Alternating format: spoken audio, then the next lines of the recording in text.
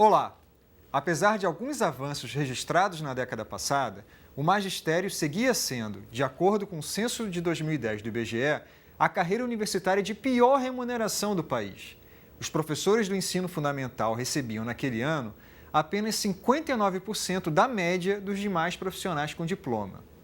Sabemos que os países com melhores resultados na educação, caso da Finlândia, Singapura e Coreia do Sul, são aqueles que conseguem atrair os melhores profissionais para a carreira docente. O Brasil, portanto, parece não estar no caminho certo neste caso. Para conversar sobre esse tema, nossa convidada de hoje do programa Entrevista, nesta série que debate os desafios de ensinar em suas múltiplas linguagens, é Paula Lousano, doutora em Educação pela Universidade de Harvard e professora da USP. Tudo bem, Paula? Tudo bem, Antônio. Com esse salário, quem quer ser professor hoje no Brasil?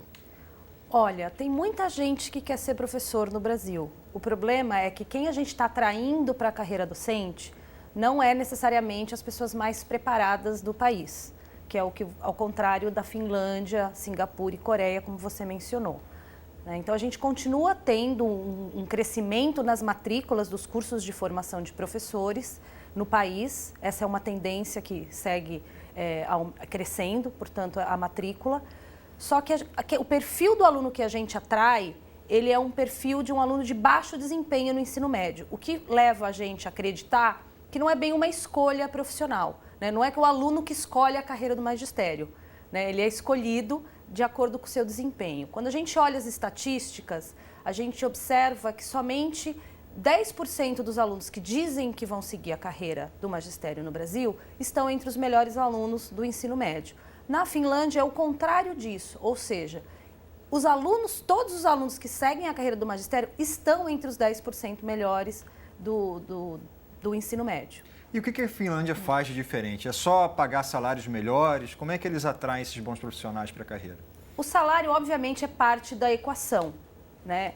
Mas tem outros atrativos da carreira, né? No caso da Finlândia, Singapura, que tem a ver com as condições de trabalho e com a visão que a sociedade finlandesa tem do professor. Acho que isso é muito importante. A profissão docente na Finlândia é uma profissão de alto status, é uma profissão reconhecida como uma profissão complexa, né, por toda a sociedade finlandesa. Você precisa ter um mestrado para ser professor. Você estuda 7 anos e meio, em média, para virar professor, né, com um currículo de 9.000 horas de formação docente. Imagina que aqui no Brasil nós temos um currículo de 3.600 horas, o melhor deles, na melhor das hipóteses, pode ter até menos do que isso. Uma formação integral. Aqui a gente tem 30% da formação dos nossos professores é feita à distância. Então, de certa forma, a maneira como a gente forma o professor, ela é um reflexo de como a gente enxerga as demandas da profissão.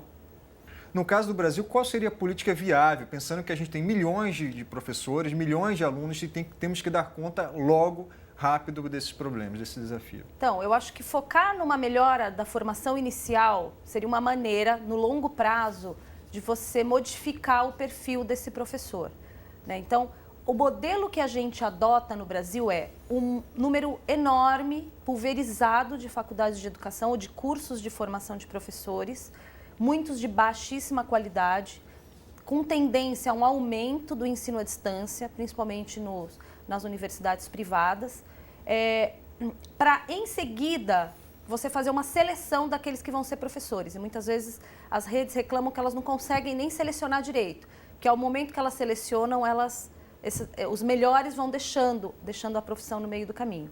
Na Finlândia eles fazem o contrário, e em Singapura também. Você seleciona um número pequeno de pessoas e investe na formação dessas pessoas. No caso de Singapura, ao entrar na faculdade de educação, o aluno já é considerado professor, ele já recebe um salário como professor, porque de lá ele vai começar a trabalhar numa escola, que é a escola onde ele vai realizar o estágio de formação dele. Quer dizer, você tem uma integração entre a formação inicial e a profissão docente, e a docência e a escola, que a gente não tem no Brasil. Essa seria uma forma de atacar o problema. E a questão, a gente pegando um paralelo, por exemplo, com a carreira de medicina, onde a gente forma um médico e antes desse médico começar a prática, ele passa por uma residência médica. E muita gente defende no Brasil que a gente tem alguma espécie de residência, ou seja, o professor sai, e há uma crítica aí que as faculdades também formam muito na teoria e pouco na prática, e ele já é jogado em sala de aula para lidar com situações muito mais complexas, com as quais ele não estava preparado. Um período de residência, de treinamento, funcionaria no Brasil ou é inviável no nosso modelo? É interessante comparar exatamente porque ela é uma profissão demandante e toda a sociedade acredita que você tem um conjunto de saberes e conhecimentos específicos para exercê-la e que a prática e colocar em prática antes de estar diante, né, de um doente ou de realizar uma cirurgia é fundamental para garantir o sucesso dessa profissão, que a gente cuida tanto dela. No caso da docência, a gente faz isso todo dia. Quando a gente contrata qualquer pessoa que se formou em qualquer coisa para ser professor. Então, o tratamento é muito diferente. Mas se eu acredito que ela é uma profissão tão demandante, e quem está na sala de aula sabe disso, que requer hoje, mais do que antes, pela diversidade da população que está na escola, eu preciso, portanto, de uma formação também demandante. É caro, é complexo, mas eu acho que é possível. E acho que a gente tem que começar a migrar para esse novo modelo. Ou seja, e a primeira coisa é entender e aceitar as demandas da profissão docente. E não achar que a gente vai resolver esse problema com incentivos para os professores trabalharem mais ou menos. Percebe? A gente, ao invés de encarar a demanda e focar no quanto ela é demandante e tentar ajudar os professores a enfrentar esses problemas, a gente tenta uma solução que eu acho que é mais fácil, mas que não é de longo prazo. O modelo da formação médica, né, que a gente chama de modelo clínico, onde médicos formam médicos, não são só teóricos, biólogos que formam médicos, né? Você tem pessoas que fazem cirurgia, que são bons cirurgiãos, treinando médicos, né? E novos cirurgiões. Então, como que você faria isso na docência? Você teria que ter professores que têm experiência na escola e que são bons professores ajudando a formar professores. E hoje a gente não vê isso.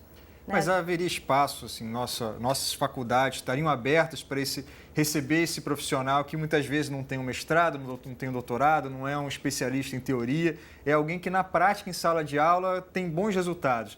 Nossas universidades estariam abertas para receber esse perfil de profissional? Eu acho que mais do que abrir a universidade para recebê-los, é a universidade se integrar com o sistema de educação. Porque esses profissionais estão nas escolas. E a escola tem que ser um locus, um espaço de formação dos professores. Assim como os hospitais são, né, considerados espaços de formação dos nossos médicos. Então, a gente deveria ter uma formação compartilhada. E é assim que funciona na Finlândia, é assim que funciona na Coreia, é assim que funciona em Singapura. Tem um compromisso do sistema de educação em formar os professores, coisa que a gente não tem. Né? É como se fossem sistemas separados. Eu vejo a dificuldade dos meus alunos em conseguir um lugar para fazer estágio. Né? É uma responsabilidade do aluno, primeiro, conseguir um lugar para fazer estágio. Não é uma política da universidade ou do sistema de educação ou do país dizer essas duas instâncias têm que se integrar para eu formar um bom professor. Então, o ônus fica com o aluno. Então, muitas vezes ele fica lá largado, colocam ele para dar aula, não tem nenhuma assistência, o estágio vira algo pro forma e às vezes até pior que isso, vira uma maneira de desmotivar esse aluno que muitas vezes gostaria de ser professor, mas ele desanima, porque ele não enxerga naquele espaço ou na sua formação uma maneira de fazer a diferença. O que fazer com essa geração que hoje está na escola, com esses professores que hoje estão dando aula, o que pode ser feito com eles? Se a gente for na Finlândia hoje, a gente vai ouvir deles que parte importante do sucesso da educação finlandesa é a formação continuada dos professores. Eles continuam se formando depois de passar tanto tempo assim na formação inicial. Agora, aqui passa a ser um tema de apagar o incêndio mesmo, né? Quer dizer, você acaba tendo profissionais que muitas vezes não dominam o conteúdo a ser ensinado e não dominam a didática ou a metodologia adequada para ensinar esse conteúdo que está na sala de aula. Porque simplesmente, como a gente já viu aí na chamada do programa, poucas pessoas querem ser professores ou poucas pessoas qualificadas querem ser professor, né? Então, a gente tem que conseguir fazer essa formação. E aí o ônus fica com as secretarias de educação, que além de administrar a escola, tem que garantir a formação do professor. Algumas secretarias de educação, estaduais e municipais, e a do Rio de Janeiro é um exemplo, ela tem criado escolas de formação de professores para fazer a formação continuada dos seus professores. É uma maneira, primeiro, dela encarar isso como sendo seu papel, né? Ainda que não adianta só a secretaria reclamar que isso não aconteceu, que a formação inicial não foi bem feita, ela tem que se organizar para fazer isso. E, no geral, o foco dessas formações, uma vez que o profissional já está na escola, é as dificuldades que ele tem no dia a dia da sala de aula. Esse tipo de formação é um tipo de formação que tende a ser mais eficaz.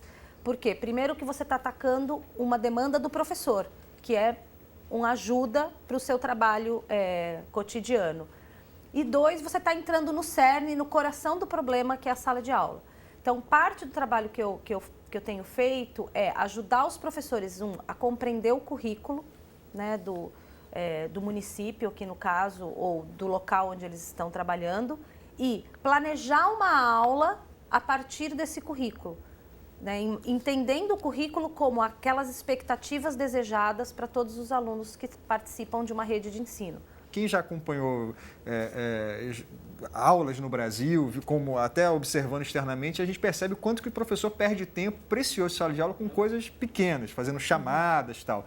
Esse trabalho também não deveria ser reforçado no Brasil? Os professores, no geral, quando você pergunta, né, vai a alguma escola aqui próxima e pergunta qual é o principal problema que ele acredita que ele tem hoje para garantir uma boa aula, ele vai dizer que é a indisciplina dos alunos.